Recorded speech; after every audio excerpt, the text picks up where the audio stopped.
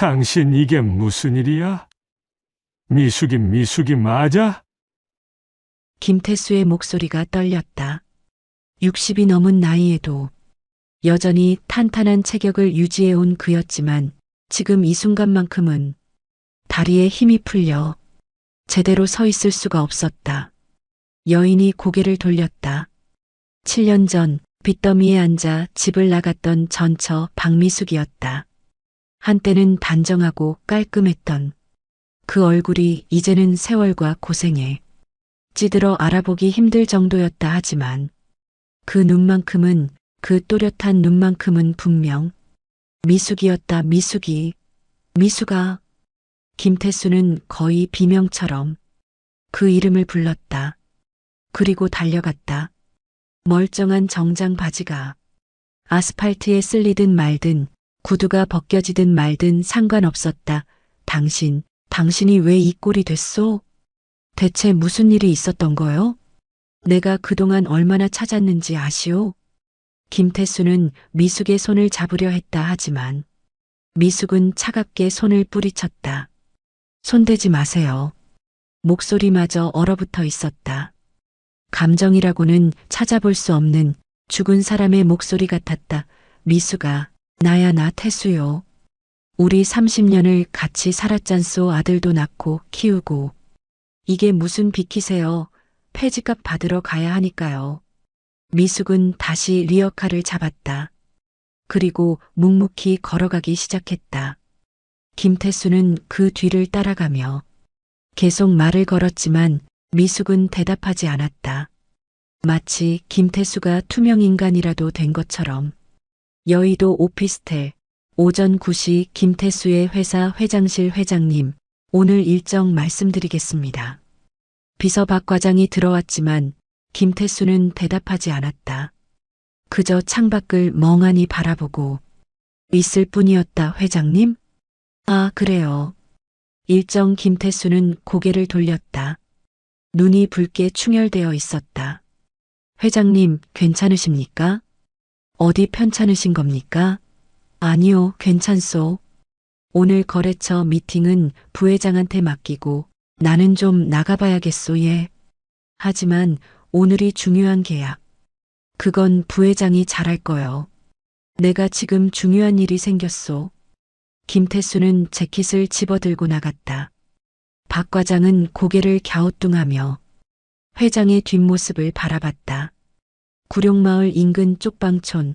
오전 11시 김태수는 차를 몰아 강남 뒷골목으로 향했다. 미숙이 리어카를 끌고 가던 방향을 더듬어 폐지를 모으는 사람들이 모인다는 고물상을 찾아갔다. 혹시 여기 오는 분 중에 60대 여자분 키가 한 160cm 정도 되고 아저씨, 여기 폐지 줍는 사람이 한둘입니까? 그런 사람 수두룩하죠. 고물상 주인은 무뚝뚝하게 대답했다. 그래도 혹시 박미숙이라는 이름은 몰라도 얼굴은 알 수 있으니까 사진이라도 있으면 보여주세요. 김태수는 지갑에서 낡은 사진 한 장을 꺼냈다. 7년 전 아들 준영의 대학 졸업식 날 찍은 가족사진이었다. 그때만 해도 미숙은 단정한 한복을 입고 환하게 웃고 있었다. 아, 이 아줌마요? 매일 아침 일찍 오는 분인데 말이 별로 없어요. 폐지값 받고 그냥 가버리죠. 어디 사는지 아십니까? 글쎄요, 그런 건 물어보지 않으니까. 근데 아저씨는 누구시길래? 나는 옛날에 알던 사람입니다. 김태수는 고물상 앞에서 기다렸다. 점심때가 되어도 오후가 되어도 미숙은 나타나지 않았다. 하루 종일 기다렸지만 헛수고였다. 강남 고급 빌라, 저녁 7시. 여보, 오늘은 왜 이렇게 늦었어요? 현재 아내 최정아가 현관에서 맞았다. 50대 후반이지만 관리를 잘해서인지 40대처럼 보이는 그녀는 김태수의 재킷을 받아들며 물었다. 응, 일이 좀 있었소. 피곤해 보이네요. 저녁 드시고 푹 쉬세요. 최정아는 상냥하게 웃으며 주방으로 갔다. 김태수는 거실 소파에 앉아 멍하니 천장을 바라봤다. 미숙의 얼굴이 자꾸만 떠올랐다. 그 차가운 눈빛, 그 말라깽이 몸, 그 찢어진 옷. 내가 당신을 이 지경으로 만들었소. 김태수는 속으로 중얼거렸다. 가슴이 찢어지는 것 같았다. 여보, 저녁 차렸어요. 응, 알았소. 식탁에는 김태수가 좋아하는 갈비찜과 된장찌개가 차려져 있었다. 하지만 입맛이 없었다. 숟가락을 들었다. 나 딸을 반복하며 김태수는 생각에 잠겼다. 왜 그래요? 입맛이 없어요? 아니, 괜찮소. 요즘 스트레스 받는 일 있어요? 회사 일? 아니요, 그런 건 아니고. 최정아는 의아한 표호로 김태수를 바라봤지만 더 이상 캐묻지 않았다. 다음 날 새벽 6시 같은 장소. 김태수는 전날과 똑같은 시간에 차를 몰고 나왔다. 그리고 길가에 차를 세우고 기다렸다. 30분. 일시간이 지났다. 그리고 드디어 저 멀리서 리어카를 끄는 미숙의 모습이 보였다. 김태수는 차에서 내려 미숙에게 다가갔다. 미숙은 걸음을 멈췄다 하지만 고개를 돌리지 않았다. 나 좀 봅시다. 제발 할 말 없어요. 나는 할 말이 많소. 당신한테 사과하고 싶소. 7년 전 일 다 내 잘못이었소. 사과요? 지금 와서 무슨 소용이에요? 미숙이 처음으로 김태수를 똑바로 쳐다봤다.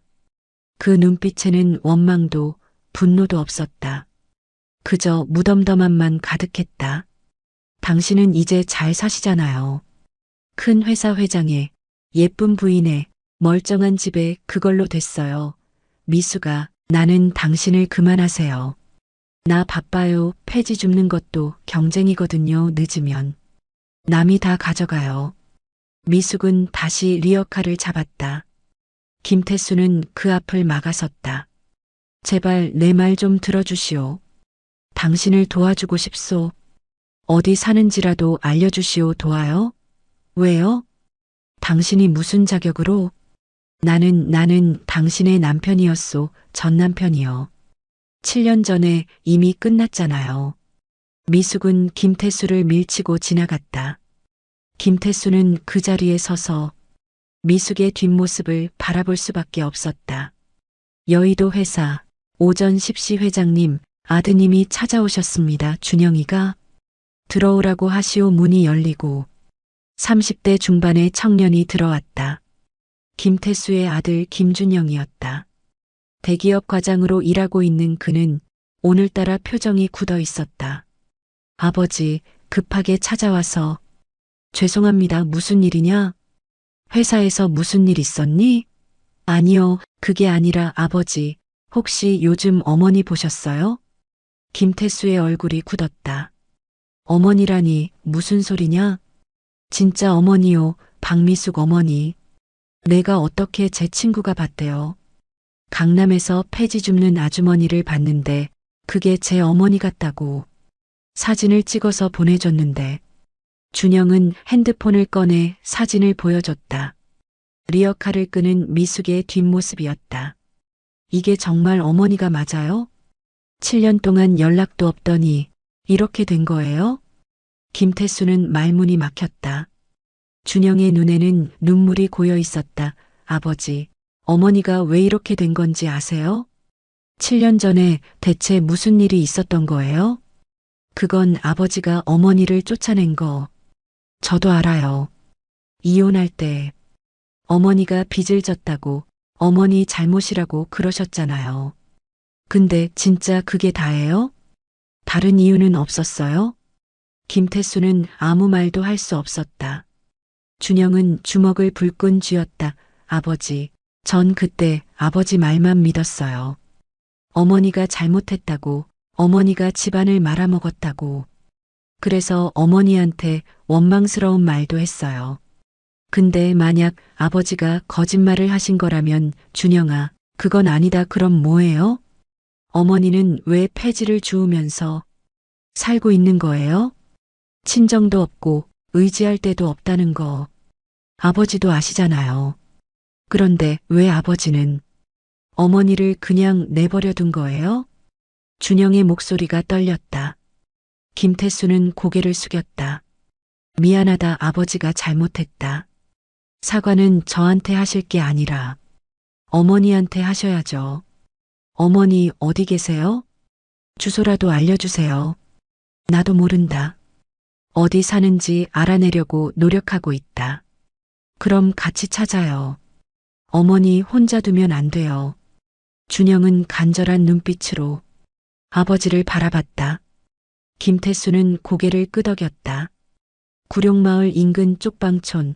오후 3시 김태수와 준영은 함께 쪽방촌을 돌아다녔다. 좁은 골목길, 낡은 건물들, 쓰레기가 쌓인 길가. 이런 곳에서 미숙이 살고 있다는 게 믿기지 않았다. 아저씨, 혹시 이분 보신 적 있으세요? 준영이 사진을 보여주며 물었지만 대부분의 사람들은 고개를 저었다.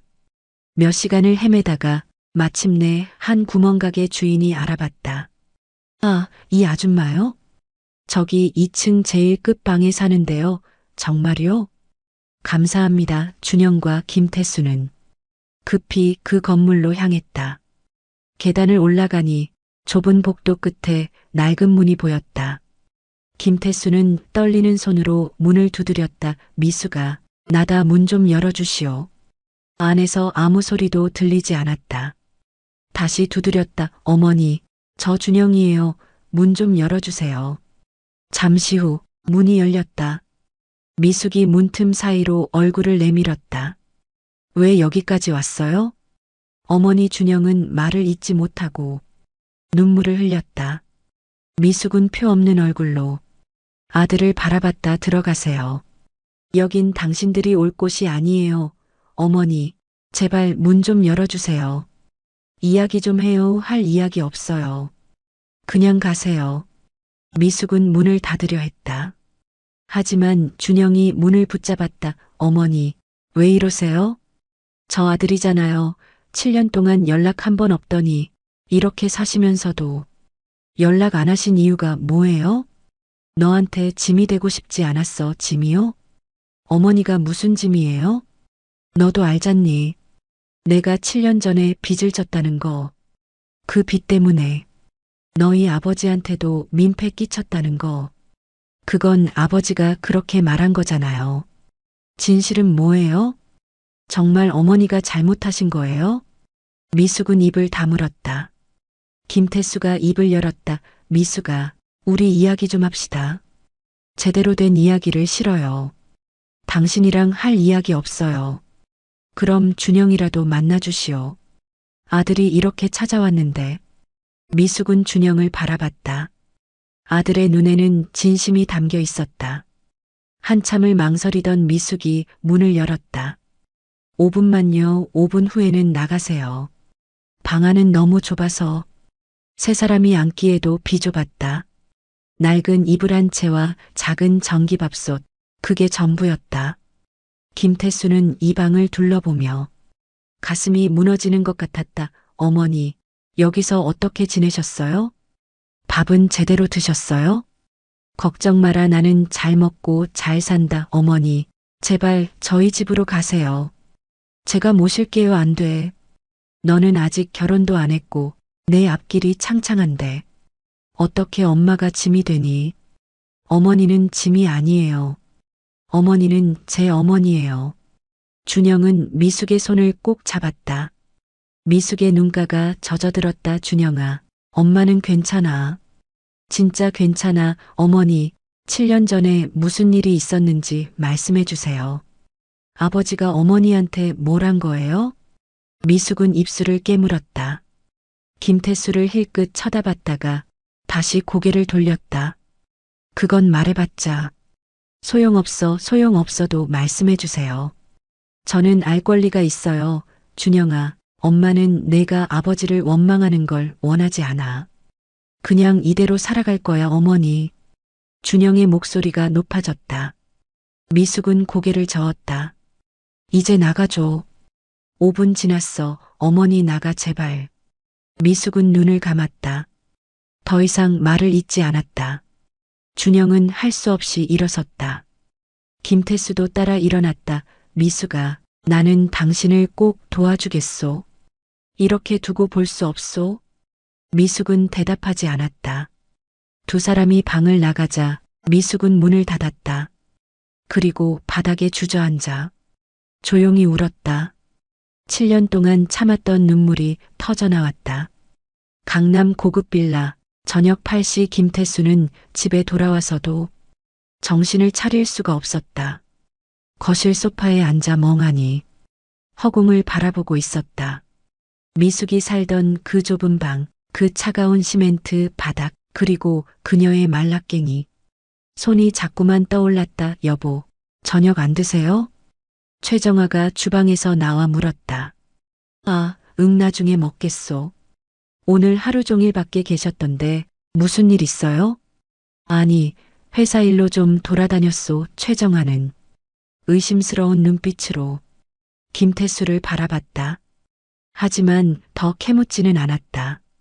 그럼 전 먼저 씻으러 갈게요. 피곤하시면 일찍 주무세요. 그러시오. 최정아가 침실로 들어가자 김태수는 지갑에서 낡은 사진을 꺼냈다. 7년 전 그 사진, 가족이 함께 웃고 있던 그 사진. 그때는 몰랐다. 이게 마지막 가족 사진이 될 줄은. 미수가, 내가 당신한테 무슨 짓을 한 거요? 김태수는 중얼거렸다.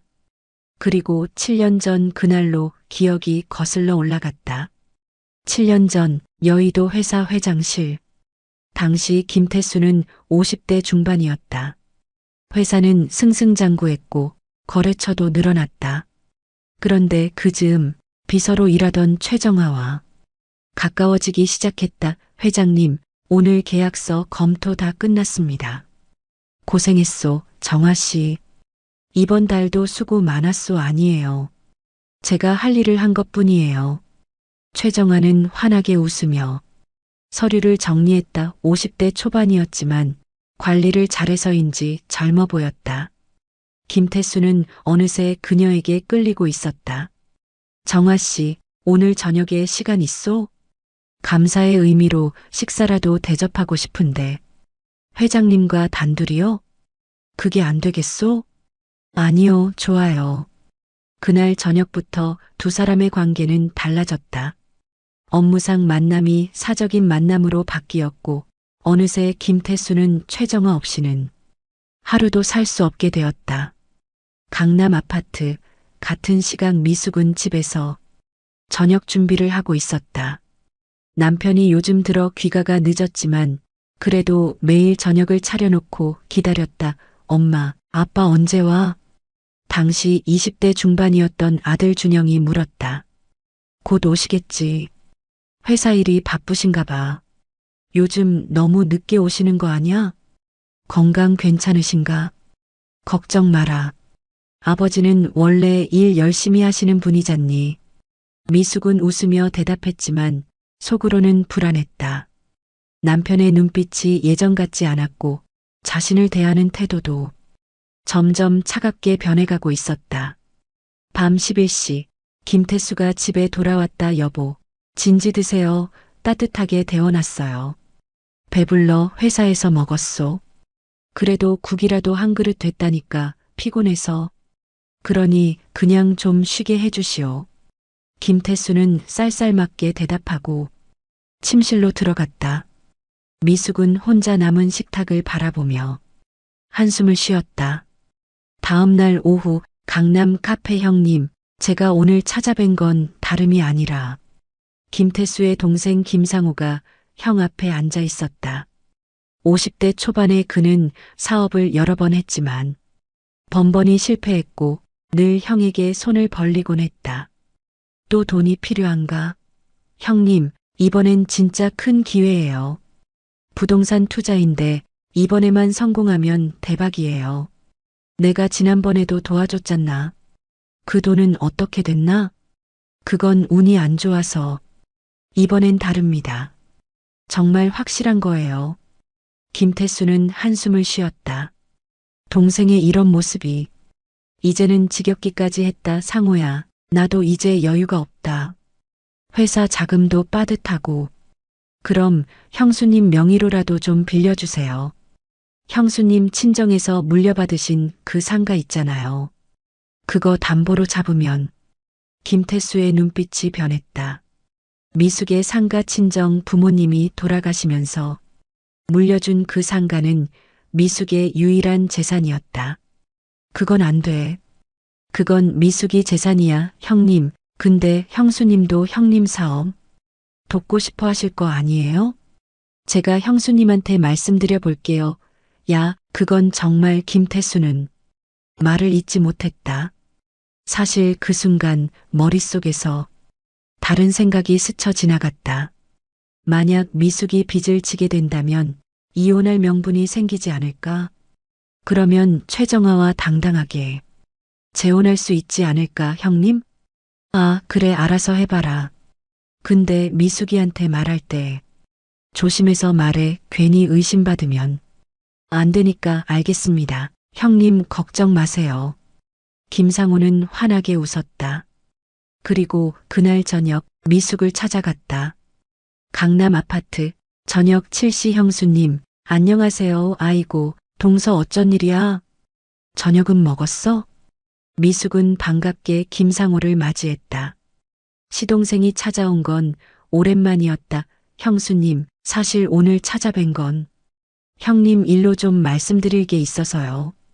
애 아빠 일? 무슨 일인데? 김상우는 진지한 표정을 지었다. 형님 회사가 요즘 자금 사정이 좀 어려워요. 큰 거래처에서 계약금을 많이 요구하는데 회사 자금으로는 부족해서 그래. 그런 말을 나한테는 안 하던데. 형님이 형수님한테 걱정 끼치고 싶지 않으셨나 봐요. 근데 이번 계약만 성사되면 회사가 2배는 커질 거예요. 그럼 어떻게 해야 하는데? 형수님 명의로 대출을 좀 받으면 되는데요. 형수님 친정에서 물려받으신 그 상가 있잖아요. 그걸 담보로 잡으면 충분히 대출이 나올 거예요. 미숙은 망설였다. 그 상가는 돌아가신 부모님이 평생 모아서 사신 거였다. 그리고 유언으로 미숙에게만 물려주신 것이었다. 근데 그게 내 유일한 재산인데. 형수님, 걱정 마세요. 이건 담보일 뿐이고 대출금은 형님 회사에서 다 갚을 거예요. 형수님은 그냥 이름만 빌려주시는 거예요. 그리고 연대보증만 서주시면 돼요. 연대보증? 네, 형식상 필요한 거예요. 서류 작업이 그렇게 되어 있어서요. 전혀 위험하지 않아요. 미숙은 고민했다. 남편의 사업을 돕는 것이니 당연한 일 같았다. 하지만 왠지 불안했다. 동서, 애 아빠는 이거 알아? 물론이죠. 형님이 부탁하셔서 제가 온 거예요. 근데 형님이 직접 말씀하시기 민망하시다고 제가 대신 말씀드리는 거예요. 그래. 그럼 애 아빠랑 한번 이야기해보고. 형수님, 시간이 없어요. 이번 주 안에 서류를 내야 해요. 형님도 형수님이 당연히 도와주실 거라고 생각하시는데. 김상우는 조급하게 말했다. 미숙은 더 고민했지만 결국 고개를 끄덕였다. 알았어, 남편 사업인데 내가 도와야지. 그럼 서류 어떻게 하면 돼? 제가 다 준비해 올게요. 형수님은 그냥 도장만 찍어주시면 돼요. 며칠 후 김상우는 두툼한 서류 뭉치를 들고 다시 찾아왔다. 형수님, 여기 도장만 찍어주시면 돼요. 이게 다 뭐야? 이렇게 많아? 그냥 은행 서류들이에요. 다 형식적인 거예요. 미숙은 서류를 대충 훑어봤다. 한자와 법률 용어로 가득했고 무슨 내용인지 잘 이해되지 않았다. 여기 이렇게 3군데만 찍어주시면 돼요. 근데 이거 정말 괜찮은 거지? 형수님, 제가 형수님한테 나쁜 짓을 하겠어요? 형님 동생인데 형님 사업 돕는 거잖아요. 미숙은 더 이상 의심하지 않았다. 그리고 자신의 인감도장을 꺼내 서류에 찍었다. 그 순간 자신의 운명이 바뀌는 줄도 모른 채 고맙습니다. 형수님, 형님이 정말 기뻐하실 거예요.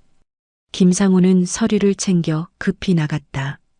미숙은 뭔가 찝찝한 기분이 들었지만 남편을 돕는 일이니 잘한 거라고 스스로를 다독였다. 그로부터 6개월 후, 여보, 이게 대체 무슨 소리요? 미숙은 은행에서 온 독촉장을 들고 남편에게 물었다. 김태수는 그 종이를 보더니 얼굴이 굳었다. 이게 어떻게 된 거요? 내 명의로 3억 원을 대출받았다고? 연대보증을 섰다고? 당신이 섰잖소? 내가 언제? 나는 그런 거 한 적 없어요. 상우한테 서류 받아서 도장 찍었다고 했잖소? 동서가 애 아빠 사업 돕는 거라고 했어요. 애 아빠가 부탁했다고. 김태수는 허탈하게 웃었다. 내가 언제 그런 부탁을 했소? 당신이나 몰래 보증을 선 거 아니요? 뭐라고요? 동서가 분명히 애 아빠가 부탁했다고. 미숙은 당황했다. 뭔가 잘못되고 있다는 걸 느꼈다. 상우한테 전화해봐요. 지금 당장. 김태수는 동생에게 전화를 걸었다 하지만 전화는 받지 않았다. 몇 번을 걸어도 마찬가지였다. 이 자식이 전화를 안 받네. 애 아빠, 대체 무슨 일이에요? 동서가 왜 전화를 안 받아요? 내가 어떻게 알아요? 당신이 보증을 서놨으니 당신이 알아서 해야지. 김태수는 화를 냈다. 미숙은 눈물이 났다. 나는 애 아빠를 도우려고 한 건데 도우려고? 집안을 말아먹으려고 한 거 아니요? 며칠 후 더 충격적인 소식이 들려왔다. 김상우가 대출받은 돈으로 도박을 했다가 다 날렸다는 것이었다. 그리고 그는 야반도주해 버렸다. 이럴 수가. 동서가 나를 속인 거예요? 미숙은 믿을 수 없었다. 하지만 현실은 냉혹했다. 은행에서는 매일 독촉 전화가 왔고 빚쟁이들이 집 앞에 몰려들기 시작했다. 당신, 이거 어떻게 해요? 빚이 3억인데 우리가 어떻게 갚아요? 당신이 보증 선 거니까. 당신이 갚아야지. 내가 왜? 애 아빠, 우리 부부잖아요. 같이 해결해야죠. 부부가 상의도 없이 그런 큰 보증을 서요? 당신 혼자 저지른 일이니 당신이 책임져요. 김태수는 냉정하게 말했다. 사실 이 모든 게 계획대로였다. 동생과 짜고 미숙을 빚더미에 앉히고 그걸 이유로 이혼하려는 것이었다. 애 아빠, 제발 도와줘요. 내가 어떻게 이 돈을 갚아요? 당신 친정에서 물려받은 상가 있잖소. 그거 팔면 되죠. 그건 아버지 어머니 유산인데. 유산이고 뭐고 빚을 갚아야죠. 안 그러면 우리 집까지 날아가요. 미숙은 울면서 상가를 팔았다 하지만 상가를 팔아도 빚을 다 갚기에는 부족했다. 1억 원이 넘는 빚이 여전히 남았다. 이제 어떻게 해요? 돈이 없어요. 그러게 당신이 왜 함부로 보증을 섰어요? 나는 애 아빠를 도우려고 도운다는 게 이 꼴이 되는 거요? 이제 나는 당신과 같이 살 수 없소. 이혼합시다. 뭐라고요? 이혼? 미숙은 귀를 의심했다. 당신이 저지른 일 때문에 우리 가족이 망하기 전에 이혼하고 갈라서는 게 나아요. 애 아빠, 나는 애 아빠를 믿고 도장을 찍은 거예요. 애 아빠를 위해서. 나는 그런 부탁한 적 없소. 당신이 멋대로 한 거요. 김태수는 단호하게 말했다. 그리고 이혼 서류를 내밀었다. 여기 서명하시오. 위자료는 없소. 당신 귀책 사유니까. 나는 안 해요. 절대 이혼 안 해요. 그럼 법정에서 봅시다. 어차피 결과는 같을 거요. 결국 6개월간의 법정 싸움 끝에 미숙은 이혼을 당했다. 빚은 미숙의 명의로 남았고 재산 분할도 받지 못했다.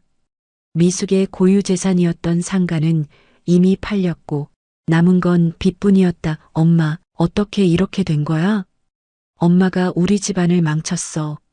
아들 준영도 아버지의 말만 믿고 어머니를 원망했다. 미숙은 모든 걸 잃었다. 남편도 집도 아들도 재산도. 준영아, 엄마 말 좀 들어봐. 듣기 싫어요. 엄마가 왜 그런 보증을 섰어요? 할아버지 할머니 유산까지 다 날렸잖아요. 준영은 어머니를 외면했다. 미숙은 혼자 짐을 싸서 집을 나왔다 갈 곳이 없었다. 친구들에게도 연락할 수 없었다. 창피했다. 쪽방촌에 방을 얻고 폐지를 주우며 근근히 살아가기 시작했다. 하루하루가 지옥 같았다. 하지만 어떻게든 살아야 했다. 그렇게 7년이 흘렀다. 현재 강남 고급 빌라. 김태수는 7년 전 그 기억을 떠올리며 눈물을 흘렸다. 자신이 얼마나 비열한 인간이었는지 이제야 깨달았다. 미숙아, 내가 당신한테 용서받을 수 없는 짓을 했소. 내가 정말 잘못했소. 김태수는 혼자 중얼거렸다. 침실 문이 열리고 최정화가 나왔다. 여보, 혼자 뭐라고 그래요? 아무것도 아니오. 최정화는 뭔가 이상하다는 듯 김태수를 바라봤다. 하지만 아무 말도 하지 않았다. 다음 날 아침 여의도 회사 로비. 이게 대체 무슨 일이야? 부회장 이전무가 황급히 김태수에게 전화를 걸었다. 회장님, 지금 당장 회사로 오셔야 할 것 같습니다. 무슨 일인데 그래? 회사 1층 로비에 누가 피켓 들고 시위하고 있습니다. 경비원들이 말려도 안 들어요. 김태수는 가슴이 철렁했다. 설마 하는 생각이 들었다. 지금 간다. 30분 후 김태수가 회사에 도착했을 때 로비는 이미 난리가 났다. 직원들이 웅성거리며 누군가를 쳐다보고 있었다. 그 한가운데 박미숙이 서 있었다. 내 남편과 시동생이 연대보증 사기로 내 전 재산을 빼앗았습니다. 내 연녀와 살기 위해 나를 빚더미에 앉히고 쫓아냈습니다. 미숙은 큰 피켓을 들고 또박또박 외쳤다. 어제까지의 초라한 행색은 없었다. 깨끗하게 빨래한 옷을 입고 머리도 단정하게 빗었다. 하지만 그 얼굴에는 단호함이 가득했다. 미숙아. 김태수가 달려갔다. 하지만 미숙은 눈길도 주지 않았다. 김태수 회장은 7년 전 내 연녀와 재혼하기 위해 시동생과 공모해서 저를 속였습니다. 제 친정 유산을 담보로 사기 대출을 받게 하고 모든 빚을 제게 떠넘긴 후 이혼했습니다. 미숙아, 제발 그만둬요. 여기서 이러면 안 돼요. 안 돼요? 왜요? 진실을 말하는 게 안 되는 거예요? 미숙은 처음으로 김태수를 똑바로 쳐다봤다. 그 눈빛에는 7년간 쌓인 원한이 담겨 있었다. 당신은 7년 동안 호의호식했죠. 새 부인과 행복하게 살았죠. 그동안 나는 쪽방촌에서 폐지 주우며 살았어요. 하루 벌어 하루 먹고 사는 게 얼마나 힘든지 알아요? 미숙아, 내가 잘못했소. 진심으로 사과하겠소. 그러니 제발 사과요. 사과로 지난 7년이 돌아와요. 내 청춘이, 내 인생이 돌아와요. 주변 직원들이 수군거렸다.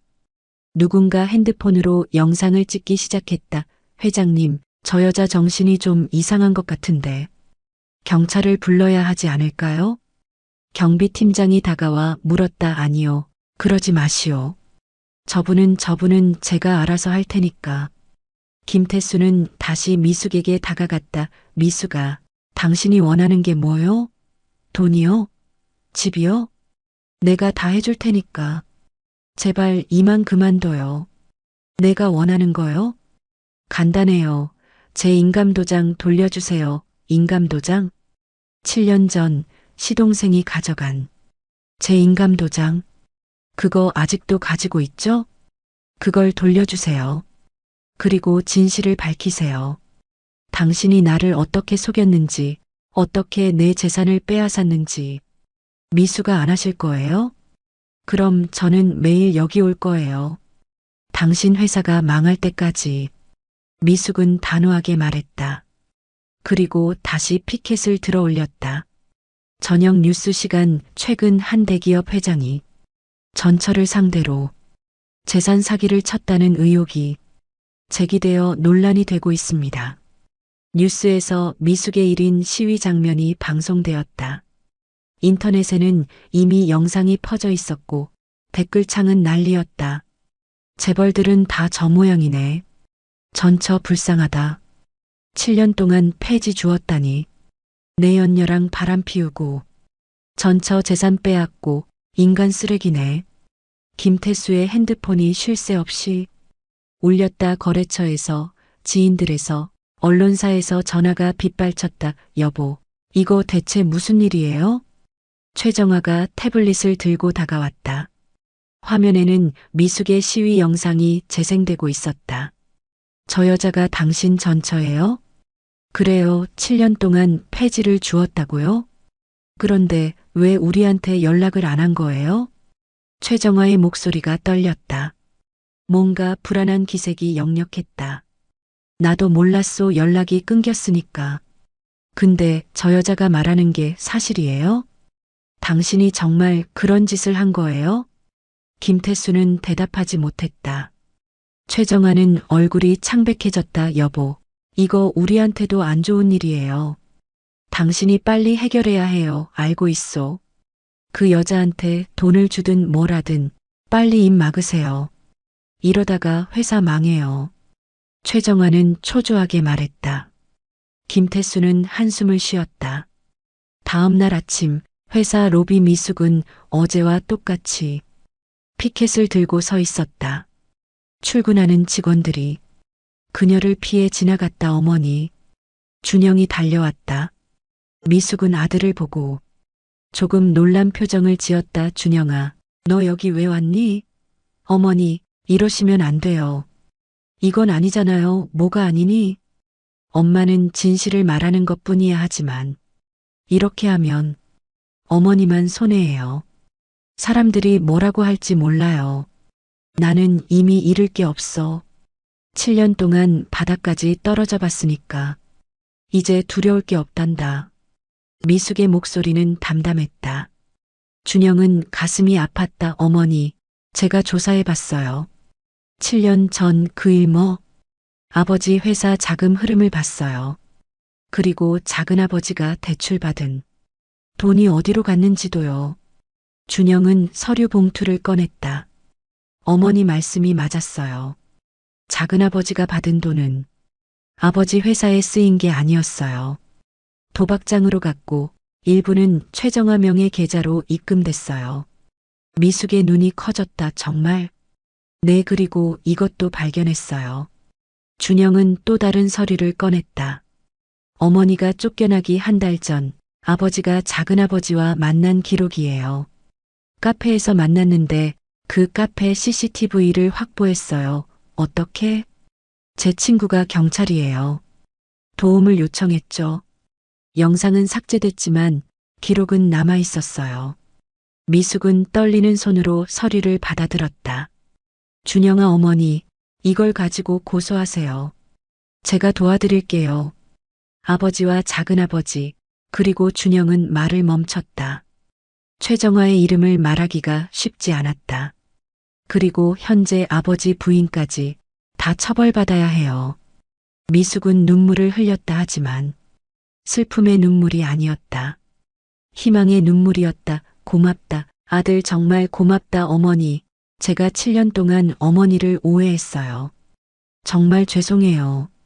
준영도 눈물을 흘렸다. 모자는 로비 한가운데서 서로를 껴안았다.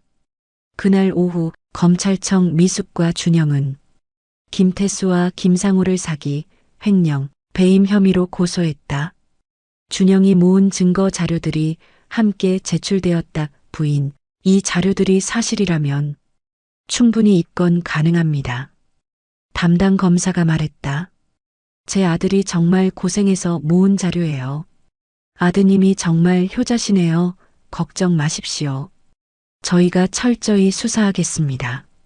강남 고급 빌라, 저녁 8시. 여보, 큰일 났어요. 최정화가 황급히 뉴스를 틀었다. 화면에는 미숙이 검찰청에 들어가는 모습이 나왔다. 전처가 당신을 고소했대요, 사기죄로. 김태수는 멍하니 화면을 바라봤다. 아들까지 어머니 편을 들었대요.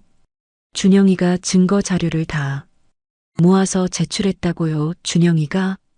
이거 정말 심각한 거예요.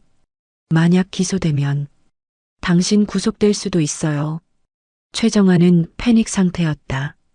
김태수는 소파에 주저앉았다. 내가 뿌린 씨앗이니까 걷어야겠지 뭐라고요?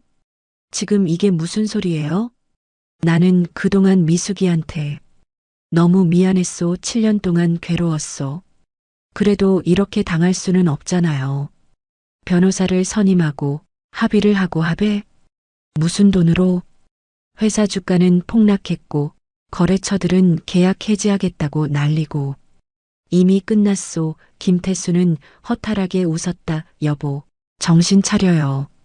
우리 재산이라도 지켜야죠. 최정화의 말에 김태수는 고개를 들었다. 재산? 무슨 재산? 당신 명의로 된 건물들, 주식들, 그게 다 미숙이 돈으로 번 거요. 미숙이 친정 유산을 빼앗아서 회사를 키웠고 그걸로 돈을 번 거라고. 그래도 지금은 당신 명의잖아요. 최정화는 집착하듯 말했다. 김태수는 그녀를 바라봤다. 처음으로 그녀의 진짜 모습이 보였다. 당신 돈 때문에 나랑 결혼한 거요? 무슨 소리예요? 7년 전에도 그랬소? 미숙이를 쫓아내는 걸 당신이 원했던 거요? 최정화는 말문이 막혔다. 김태수는 쓴웃음을 지었다. 이제야 보이는구만. 내가 얼마나 바보였는지. 다음 날 김상호 긴급 체포. 김상호 씨 사기 및 횡령 혐의로 긴급 체포합니다. 검찰은 7년간 잠적했던 김상호를 추적 끝에 찾아냈다. 그는 지방 소도시에서 가명으로 살고 있었다. 형님 도와주세요. 유치장으로 끌려가면서 김상호는 소리쳤다. 하지만 김태수는 차갑게 외면했다. 이 모든 게 다 형님이 시킨 거예요. 형님이 형수를 쫓아내고 싶다고 했잖아요. 김상호의 외침에 주변 사람들이 웅성거렸다. 김태수는 얼굴이 창백해졌다. 형님도 같이 처벌받아야 해요. 나만 나쁜 놈이 아니라고요. 검찰은 김상호의 진술을 받기 시작했다. 그리고 점점 더 많은 진실이 드러났다. 여의도 회사, 며칠 후 회장님 주주총회에서 회장님 해임안이 상정되었습니다. 그래요. 그리고 검찰에서 소환 통지가 왔습니다. 이번 주 금요일까지 출석하라고요. 알겠소. 김태수는 담담하게 대답했다. 이미 각오한 일이었다. 회장님, 정말 이대로 두실 겁니까? 싸워보시죠. 싸워서 뭐 하겠소. 내가 저지른 일인데. 김태수는 회장실 창밖을 바라봤다. 저 멀리 한강이 보였다. 한때는 이 모든 게 자신의 것인 줄 알았다. 하지만 이제는 아무것도 남지 않았다. 강남 쪽방촌 저녁 시간 미숙은 작은 방에서 라면을 끓이고 있었다. 준영이 함께 있었다. 어머니, 제 집으로 가세요. 여기는 너무 좁아요. 괜찮아. 엄마는 여기가 익숙해. 어머니. 준영아, 고맙다. 내가 엄마 편을 들어줘서 제가 당연히 해야 할 일을 한 거예요. 7년이나 늦었지만요. 준영은 미안한 표로 어머니를 바라봤다. 이제 곧 재판이 시작될 거예요. 어머니가 받으신 피해를 다 밝힐 거예요. 응, 엄마는 내가 있어서 행복해. 미숙은 처음으로 환하게 웃었다. 7년 만에 찾아온 진짜 웃음이었다. 검찰청 조사실 2주 후 김상호 씨 7년 전 박미숙 씨 명의로 대출받은 3억 원을 어디에 사용했습니까? 검사가 날카롭게 물었다. 김상호는 땀을 뻘뻘 흘리며 대답했다.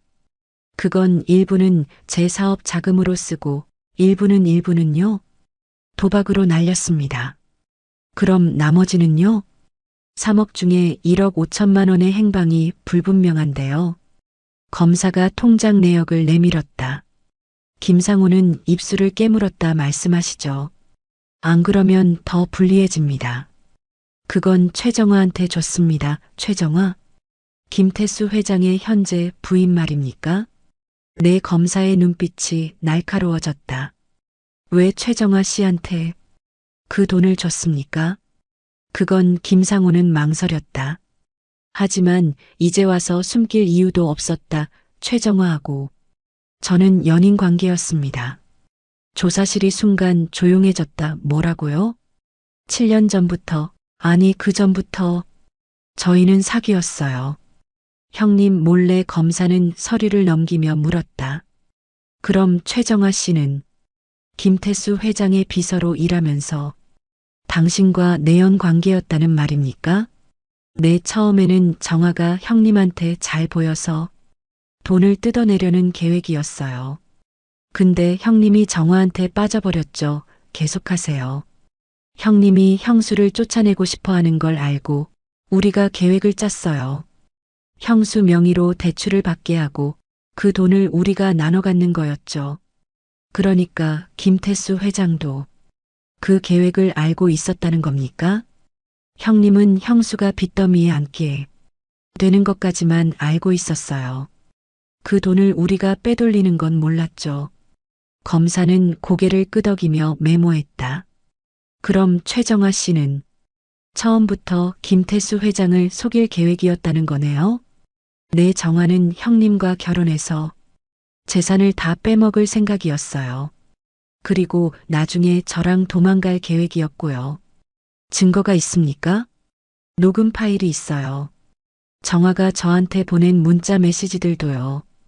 김상우는 핸드폰을 꺼냈다. 검사는 그것을 압수했다. 강남 고급 빌라, 같은 시각 여보, 저 좀 나갔다 올게요. 친구 만나기로 했어요. 최정화가 서둘러 외출 준비를 했다. 김태수는 소파에 앉아 무심히 그녀를 바라봤다. 요즘 자주 나가시네요. 답답해서요. 집에만 있으니까. 그래요. 조심해서 다녀오시오. 최정화는 급히 나갔다. 김태수는 한숨을 쉬며 창밖을 바라봤다. 회사는 이미 다른 사람 손에 넘어갔고 주가는 바닥을 쳤다. 이제 남은 건 이 집과 몇몇 부동산뿐이었다. 강남 고급 카페, 오후 3시 정화야, 오랜만이야. 김상우가 테이블에 앉아 있었다. 보석으로 풀려난 그는 여전히 초췌한 모습이었다. 미쳤어? 왜 나를 불러? 최정화는 주변을 두리번거리며 낮은 목소리로 말했다. 우리 계획대로 하자. 이제 형님한테서 재산 빼낼 때 됐어. 무슨 소리야? 지금 그럴 상황이야? 형님 곧 구속될 거야. 그 전에 재산을 우리 명의로 돌려놔야지. 넌 지금 보석 중이잖아. 또 이상한 짓 하다가 걸리면 어떡하려고? 걱정 마, 내가 다 계획 세워놨어. 김상우는 서류 봉투를 꺼냈다. 이건 형님 명의 부동산 이전 서류야. 여기 형님 도장 찍으면 돼. 도장을 어떻게 구해? 형님 회사에서 가져왔지. 형님 지금 정신없잖아. 눈치도 못 챌 거야. 최정화는 망설였다 하지만 욕심이 앞섰다. 알았어. 근데 이거 성공하면 우리 바로 도망가야 해. 당연하지. 해외로 나갈 준비 다 해놨어. 두 사람은 음흉하게 웃었다 하지만 그들은 몰랐다. 옆 테이블에 앉아있던 남자가 그들의 대화를 모두 녹음하고 있다는 것을. 그 남자는 준영이 고용한 사설탐정이었다. 다음 날 검찰청 검사님, 이 녹음 파일 들어보세요. 준영이 급히 찾아와 파일을 제출했다. 이게 뭡니까? 최정화와 김상우의 대화입니다. 어제 녹음한 거예요. 검사는 파일을 재생했다. 두 사람의 목소리가 선명하게 들렸다. 이거 재산 빼돌리려는 계획이네요. 네, 그리고 이것도 있습니다. 준영은 또 다른 서류를 꺼냈다. 7년 전부터 최정화 명의 계좌로 입금된 내역입니다. 김상우가 받은 대출금 중 일부가 여기로 들어왔어요. 검사는 서류를 꼼꼼히 살펴봤다. 준비가 철저하시네요. 제 어머니를 위해서라면 뭐든 하겠습니다. 알겠습니다. 최정아 씨도 곧 소환하겠습니다. 그날 저녁 강남 고급 빌라 최정아 씨 계십니까? 검찰 수사관들이 들이닥쳤다. 최정아는 얼굴이 하얗게 질렸다. 무슨 일이세요? 사기 및 횡령 혐의로 긴급 체포합니다. 뭐라고요? 무슨 소리예요? 최정아는 발버둥 쳤지만 소용없었다. 수갑이 채워졌다. 여보. 여보, 살려주세요. 최정아는 김태수를 향해 소리쳤다 하지만 김태수는 그저 멍하니 바라볼 뿐이었다. 당신도 알고 있었잖아요. 우리 같이 한 거잖아요. 뭐라고요? 김태수는 비로소 정신을 차렸다. 7년 전에 박미숙 쫓아낸 것도 그 돈 빼돌린 것도 다 당신이 알고 있었다고요. 최정아는 울부짖었다. 수사관들이 그녀를 끌고 나갔다. 김태수는 그 자리에 주저앉았다. 모든 게 무너지는 소리가 들렸다. 검찰청 조사실. 다음 날 최정아 씨 7년 전 김상우와 공모해서 박미숙 씨의 재산을 빼돌렸습니까? 아니에요. 저는 모르는 일이에요. 그럼 이 통장 내역은 뭡니까? 김상우가 대출받은 돈 중 1억 5천만 원이 당신 계좌로 입금됐는데요. 그건 상우가 빌려준 거예요. 무슨 명목으로요? 개인적으로 필요해서요. 7년 전에 당신은 김태수 회장의 비서였죠? 월급이 얼마였습니까? 한 300만 원 정도요. 월급 300만 원 받는 비서가 갑자기 1억 5천만 원을 받았다? 이상하지 않습니까? 최정아는 말문이 막혔다. 그리고 이 녹음 파일 들어보시죠. 검사는 어제 녹음한 파일을 재생했다. 최정아의 얼굴이 파랗게 질렸다. 이건 어떻게 김상우와 당신이 김태수 회장의 재산을 빼돌리려 한 증거입니다. 그리고 7년 전에도 같은 수법으로 박미숙 씨의 재산을 빼앗았다는 정황이 있습니다. 아니에요. 저는 그저 뭡니까? 최정아는 고개를 떨구었다. 더 이상 변명할 수 없었다. 솔직히 말하는 게 좋을 겁니다. 김상우는 이미 다 자백했어요. 상우가 뭐라고 했는데요? 당신이 처음부터 김태수 회장의 재산을 노리고 접근했다고 했습니다. 그리고 7년 전 계획도 당신이 주도했다고요. 최정아는 눈물을 흘렸다 하지만 그것은 진심 어린 눈물이 아니었다. 제가 잘못했어요. 돈 때문에 정신이 나갔어요. 처음부터 계획한 겁니까? 내 김태수를 처음 만났을 때부터 그의 재산이 탐났어요. 그래서 비서로 들어갔고 상우와 짜고 박미숙을 쫓아냈어요. 김태수 회장은 알고 있었습니까? 일부만요. 박미숙이 빚더미에 앉게 되는 것까지만 알았고 우리가 돈을 빼돌리는 건 몰랐어요. 그럼 김태수 회장도 피해자네요. 피해자는 무슨 그 사람도 박미숙을 쫓아내고 싶어 했어요. 그래서 우리가 도와준 거죠. 검사는 모든 진술을 기록했다. 여의도 오피스텔. 며칠 후 김태수는 회사도 잃고 집도 압류당한 채 작은 오피스텔로 이사했다. 60평대 고급 빌라에서 10평 남짓한 오피스텔로. 그것도 월세였다. 아버지 준영이 찾아왔다. 왜 왔니? 어머니가 아버지를 만나고 싶어 하세요. 나는 미숙이를 볼 면목이 없다. 그래도 만나주세요. 어머니가 하실 말씀이 있대요. 강남 카페. 오후 27년 만에 제대로 마주 앉은 두 사람. 미숙은 예전보다 훨씬 깨끗하고 단정한 모습이었다. 준영이 어머니 옷을 사주고 미용실도 보냈다. 미수가 오랜만이에요. 어색한 침묵이 흘렀다. 나는 당신한테 뭐라고 사과해야 할지 모르겠소. 사과요? 지금 와서 무슨 소용이에요? 그래도 해야 할 말은 해야 하지 않겠소. 7년 전 내가 정말 비열한 짓을 했소. 당신을 이용하고 배신하고 쫓아냈소. 김태수의 눈에 눈물이 고였다. 나는 그동안 행복한 척했지만 단 하루도 편히 잔 적이 없소. 매일 밤 당신 생각이 났소. 당신이 어디서 어떻게 사는지, 밥은 먹는지. 그러면서도 찾지는 않았죠? 그럴 용기가 없었소. 내가 저질러 놓은 일이 너무 큰데 어떤 얼굴로 당신을 찾겠소. 그래서요? 지금 용서받고 싶은 거예요? 미숙의 목소리는 차갑게 식어 있었다. 아니요, 나는 용서받을 자격이 없소. 다만 당신한테 진심으로 미안하다는 말을 하고 싶었소. 미안하다고 해서 지난 7년이 돌아오나요?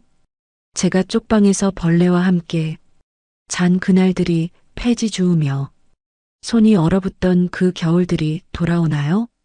미숙의 목소리가 떨렸다. 제가 얼마나 외로웠는지 알아요? 세상에 혼자 남겨진 기분이 어떤지 알아요?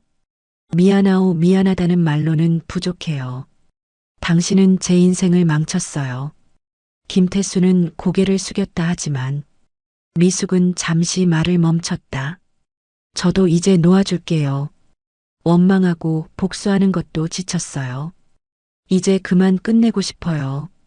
미숙아, 당신도 이제 많은 걸 잃었잖아요.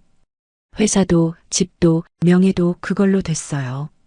더 이상 당신을 괴롭히고 싶지 않아요. 고맙소. 고마워하지 마세요. 저는 당신을 용서하는 게 아니에요. 그냥 잊고 싶은 거예요. 당신과 관련된 모든 걸. 미숙은 자리에서 일어났다. 이제 다시는 만나지 말아요. 서로 남이 되는 거예요. 미숙아, 그리고 한 가지만 더 말할게요. 미숙은 돌아서서 김태수를 마지막으로 바라봤다. 당신도 최정화한테 배신당한 기분 이제 아시겠죠? 제가 7년 전에 느꼈던 그 기분. 김태수는 아무 말도 할 수 없었다. 서울구치소 3개월 후 김상호, 최정화 피고인들은 사기, 횡령, 배임 등의 혐의로 각각 징역 5년을 선고한다. 재판장의 판결이 떨어졌다.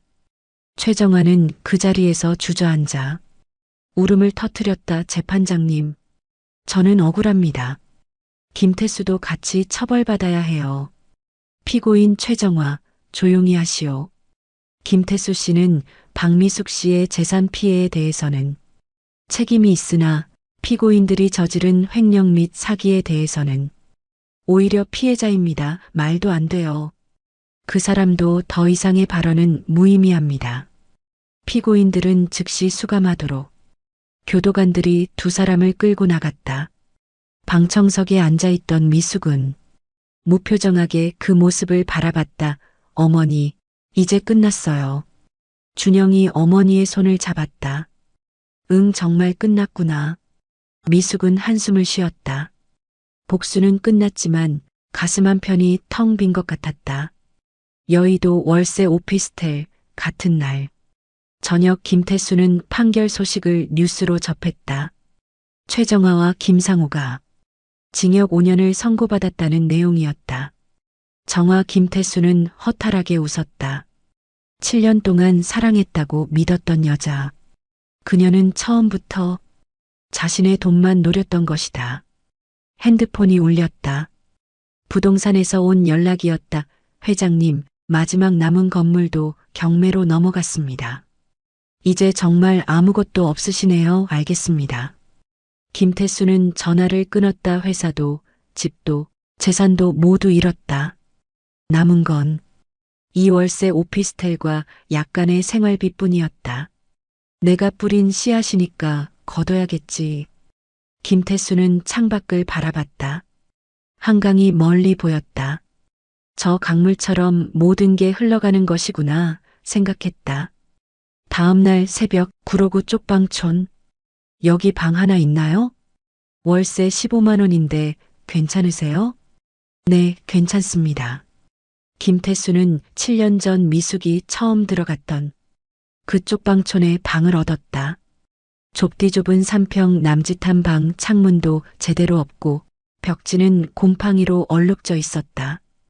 이게 미숙이가 살던 곳이구나. 김태수는 빈 방 한가운데 주저앉았다. 그제야 미숙의 고통이 조금이나마 이해됐다. 미안하오. 미숙아, 내가 당신을 이런 곳에서 살게 했구나. 김태수는 눈물을 흘렸다. 60이 넘은 나이에 모든 걸 잃고 쪽방에 앉아 우는 자신이 초라했다. 다음 날 아침, 구로 재활용센터 아저씨, 폐지 처음이세요? 네, 어떻게 하면 되죠? 이 리어카 끌고 다니면서 폐지 주우시면 돼요. 무게재서 돈 드릴게요. 김태수는 낡은 리어카를 받아들었다. 손에 익지 않은 무게감. 하지만 이제 이것으로 살아가야 했다. 거리로 나가 폐지를 줍기 시작했다. 지나가는 사람들의 눈초리가 따가웠다. 한때는 회장님이라고 불렸던 사람이 이제는 폐지 줍는 노인이 되었다. 저기, 폐지 좀 가져가세요. 어떤 아주머니가 박스를 내밀었다. 고맙습니다. 김태수는 허리를 굽혀 인사했다. 예전의 자존심은 이미 사라졌다. 하루 종일 돌아다녀도 고작 10,000원어치밖에 안 되었다. 발은 아프고 허리는 끊어질 것 같았다. 이게 미숙이가 매일 하던 일이구나. 김태수는 리어카를 끌며 중얼거렸다. 얼마나 힘들었을까? 얼마나 외로웠을까? 3개월 후 구로 쪽방촌. 김태수는 어느덧 폐지 줍는 일에 익숙해졌다. 얼굴은 까맣게 그을렸고 손은 거칠어졌다. 옷도 낡았고 머리도 헝클어졌다. 완전히 다른 사람이 되어 있었다. 아저씨, 오늘도 고생하셨어요. 재활용센터 주인이 돈을 건넸다. 12,000원이네요. 고맙습니다. 김태수는 돈을 받아 주머니에 넣었다. 하루 벌어 하루 먹고 사는 삶. 이것이 진짜 인생이구나 싶었다. 그날 저녁 쪽방으로 돌아오는 길, 저기 저 사람 누군가 자신을 가리키며 수군거렸다. 김태수는 고개를 숙이고 빨리 걸었다. 아직도 자신을 알아보는 사람들이 있었다. 김태수 회장 아니야? 완전 망했네. 폐지까지. 줍내 인생 참 덧없다. 그런 말들이 들렸지만 김태수는 신경 쓰지 않았다. 이제는 그런 것도 무덤덤했다. 어느 날 오후 강남역 근처 김태수는 리어카를 끌고 강남 거리를 지나고 있었다. 한때 자신의 회사가 있던 그 거리, 이제는 남의 땅이 되어버렸다. 그때 저 앞에서 익숙한 모습이 보였다. 미숙이었다. 깨끗한 옷을 입고 단정하게 머리를 빗은 미숙이 아들. 준영의 부축을 받으며 걷고 있었다. 둘은 밝게 웃으며 이야기를 나누고 있었다. 김태수는 걸음을 멈췄다. 리어카를 내려놓고 그저 멀리서 그들을 바라봤다. 미숙과 준영이 가까워졌다. 10m, 5m, 3m. 미숙이 김태수를 알아봤다. 잠시 걸음을 멈추고 그를 바라봤다. 김태수는 고개를 숙였다. 차마 눈을 마주칠 수 없었다. 어머니, 왜 그러세요? 준영이 물었다. 아니야, 아무것도 아니야. 가자. 미숙은 준영의 팔을 잡고 다시 걸었다. 김태수를 지나쳐갔다. 김태수는 고개를 들지 못하고 그 자리에 서 있었다. 눈물이 뚝뚝 떨어졌다. 미안하오. 미숙아, 정말 미안하오. 작은 목소리로 중얼거렸지만 그 말은 바람에 흩어져 사라졌다. 미숙은 뒤돌아보지 않고 계속 걸었다. 하지만 그녀의 눈가도 젖어 있었다. 어머니, 괜찮으세요? 응, 괜찮아. 미숙은 눈물을 닦았다. 준영아, 엄마 배고프다. 밥 먹으러 가자. 네, 어머니 맛있는 거 먹어요. 두 사람은 식당으로 들어갔다. 창밖으로 김태수가 리어카를 끌고 가는 모습이 보였다. 엄마, 저 사람 보지 마. 우리랑은 이제 상관없는 사람이야. 준영은 더 이상 묻지 않았다. 미숙은 창밖을 보며 생각했다. 복수는 끝났어. 이제 내 인생을 살아가야지. 구로 쪽방촌. 그날 밤 김태수는 좁은 방에 누워 천장을 바라봤다. 미숙의 모습이 자꾸 떠올랐다. 깨끗하고 단정한 모습, 아들과 함께 웃는 모습 다행이구나. 당신은 이제 행복하게 사는구나. 김태수는 안도의 한숨을 쉬었다. 자신은 모든 걸 잃었지만 미숙만은 행복하길 바랐다. 미숙아, 다음 생이 있다면 그때는 당신을 잘 대해주겠소. 이번 생에서는 내가 너무 못됐소. 김태수는 눈을 감았다. 내일도 폐지를 주어야 한다. 내일도 모레도 계속 이것이 자신이 받아야 할 벌이구나 생각했다. 1년 후 봄날 미숙은 준영의 도움으로 작은 분식집을 차렸다. 크지는 않지만 혼자 운영하기에 딱 좋은 가게였다. 어머니, 장사 잘 되시죠? 응, 손님들이 제법 와. 떡볶이가 맛있다고 하더라. 다행이에요. 이제 좀 안정되신 것 같아서. 다행이에요. 준영은 환하게 웃었다. 미숙도 따라 웃었다. 준영아, 고맙다. 내가 없었으면 엄마 여기까지 못 왔을 거야. 무슨 말씀이세요? 제가 당연히 해야 할 일인걸요. 그리고 미숙은 잠시 망설이다가 말했다. 내 아버지, 요즘 어떻게 지내니? 어머니, 왜 그러세요? 아버지는 이제 궁금해서. 그래, 그래도 30년을 같이 산 사람인데. 준영은 한숨을 쉬었다. 아버지는 여전히 폐지 주우시면서 쪽방에 사세요. 건강도 안 좋으신 것 같고요. 그래. 미숙의 얼굴에 복잡한 감정이 스쳤다. 가끔 제가 찾아가서 용돈 드리고 오는데 받으려고 안 하세요. 당신이 받을 자격이 없다고. 그 사람도 많이 늙었겠구나. 네, 많이 늙으셨어요. 침묵이 흘렀다. 엄마, 아버지를 좀 도와드리면 안 될까요? 준영아, 저는 아버지가 한 일을 용서할 수 없어요. 하지만 그래도 제 아버지잖아요. 늙으신 분이 폐지 주우시는 걸 보면 마음이 아파요.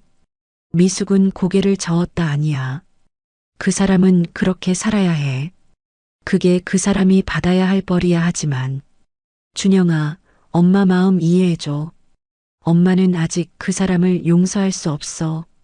시간이 더 필요해. 준영은 더 이상 말하지 않았다. 구로 쪽방촌, 겨울. 김태수는 감기에 걸렸다. 며칠째 열이 나고 기침이 멈추지 않았다. 하지만 병원에 갈 돈이 없었다. 아버지, 괜찮으세요? 준영이 찾아왔다. 손에는 약 봉지와 죽이 들려 있었다. 준영아, 왜 왔니? 제가 안 오면 누가 와요? 약 먹고 죽 드세요. 고맙다. 김태수는 약을 받아들었다. 준영이 죽을 데워주었다. 아버지, 제 집으로 가시죠. 여기는 너무 춥고 습해요. 안 돼. 나는 여기가 맞아. 아버지. 준영아, 나는 괜찮다. 이렇게 사는 게 나한테는 당연한 거야. 김태수는 쓸쓸하게 웃었다. 어머니는 어떠시니? 어머니는 분식집 하세요. 장사 잘 되고 있어요. 그래, 다행이구나. 아버지, 언젠가는 어머니한테 가서 제대로 사과하세요. 나는 그럴 자격이 없어. 내가 너무 큰 죄를 지었잖니. 그래도 언젠가는 해야 해요. 그래야 아버지도 마음이 편하실 거예요. 준영은 아버지를 보살피고 돌아갔다. 그날 밤 김태수는 혼자 중얼거렸다. 미숙아, 언젠가 진심으로 사과할 날이 올까? 대답은 없었다. 다만 차가운 바람만 방 안으로 들어올 뿐이었다. 2년 후 어느 봄날 오후 미숙은 분식집 앞에서 화분에 물을 주고 있었다. 손님이 뜸한 시간이었다. 안녕하세요. 익숙한 목소리가 들렸다. 고개를 들어보니 김태수였다. 많이 늙었다. 머리는 하얗게 새었고 얼굴은 주름으로 가득했다.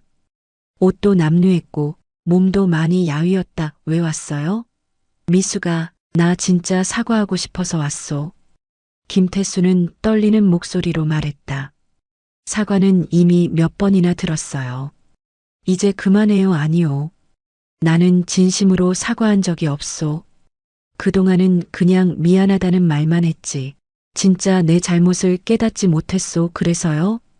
나는 지난 2년 동안 당신이 살았던 그 삶을 살아봤소. 쪽방에서 자고 폐지 주우며 하루하루 근근히 살아가는 삶을.